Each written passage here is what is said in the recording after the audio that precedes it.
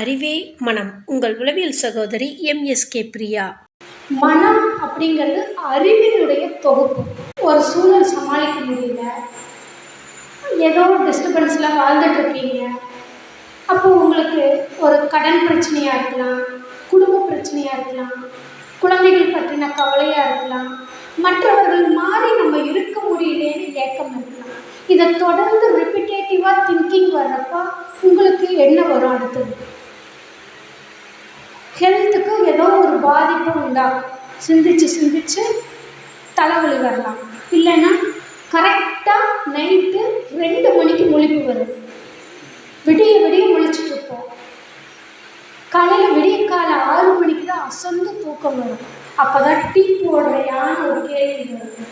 இது வருமே கோபம். டீ கேட்குறீங்களா, நைட்டெல்லாம் தூங்கலன்னு கோபம் வரும். இப்படி தொடர்ந்து நடக்கிறப்ப உங்களோட ஹெல்த்து பாதிக்குதா? இதுக்கு நம்ம என்ன பண்ணுவோம்? டாக்டர்கிட்ட போய் எனக்கு தூக்கம் வரலன்னு சொல்லுவோம், மருந்து தருவாங்க. இப்போ உங்கள் பிரச்சனைக்கோ, உங்கள் கவலைக்கோ, உங்கள் வலிக்கோ, உங்கள் வருத்தத்துக்கோ, உங்கள் வேதனைக்கோ தீர்க்கறக்கு உளவியல் ரீதியான வழிகளை தேடி அதை அப்ளை பண்ணி அந்த வாழ்க்கையில் ஏற்படக்கூடிய முரண்பாடுகளை சமன்பாடுகள் செய்தால் வளர்ச்சி வருமா? இது தெரியாமல் தான் நம்ம பெரும்பாலும் உடல் சார்ந்த நோயின்னு சொல்லி மருந்துகள் எடுத்துக்கிறோம். மனசுக்குள்ள ஓடுறோம். எண்ணம், சிந்தனை, செயலுக்கு எந்தவித உளவியல் சார்ந்த வழிகாட்டுதலை எடுத்துக்க தெரியாமல் நம்ம செயல்படுறதுனால தான் மேலும் உடல் பாதிப்புகள் அதிகமாயிட்டிருக்குது. எண்ண ஓட்டங்கள் அதிகமாக உங்களோட உடல் இயக்கம் தடைபட்டுட்டு வர்றது தான் உடல் சார்ந்த நோயை உண்டாக்குது. உங்களோட துக்கம், துயரம் தீந்துச்சா? உங்கள் பிரச்சனை தீந்துச்சா?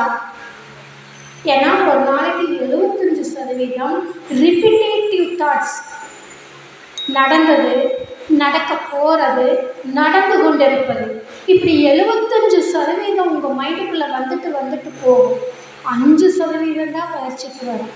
அப்போ அந்த டெபாசிட் எங்கே ஆகும்? வந்துட்டு போனதெல்லாம் உங்கள் மனசில் அறிவாக பதிவாகும், லேயராக.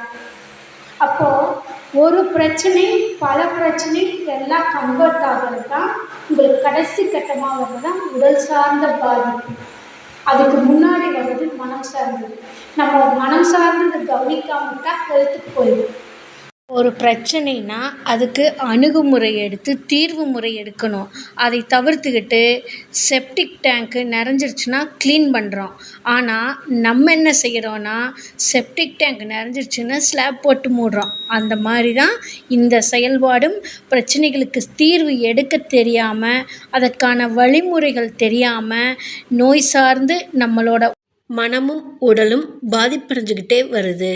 இந்த மாதிரி தான் நம்மளோட அறிவு பதிவில் ஒவ்வொரு இடத்துலையுமே ஒவ்வொரு வார்த்தைக்கும் ஒவ்வொரு செயலுக்கும் ஒவ்வொரு அர்த்தங்களை வைத்து கொண்டு நம்ம ட்ராவல் பண்ணுறதோட விளைவு இன்றைக்கி வலி வருத்தத்தோடு வாழ்ந்துட்டுருக்குறோம். மற்றவர்களைப் போல் நாம் மகிழ்ச்சியாக இல்லைன்னு ஏக்கப்பட்டுக்கிட்டு இருக்கிறோம். அப்போ மாற்றம் வேணும்னா நம்ம மாறினா, நம்ம அறிவு விரிவடைஞ்சால் மாற்றம் வரும்.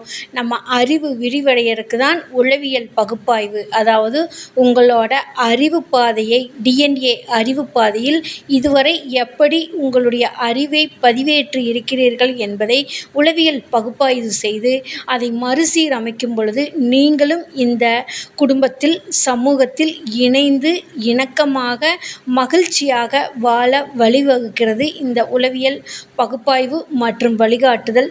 எங்களுடைய எம்எஸ்கே லைஃப் கிளினிக் ஃபவுண்டேஷனில் எம்எஸ்கே மென்டாரிங் ப்ரோக்ராமில் கொடுத்து கொண்டு வருகின்றோம்.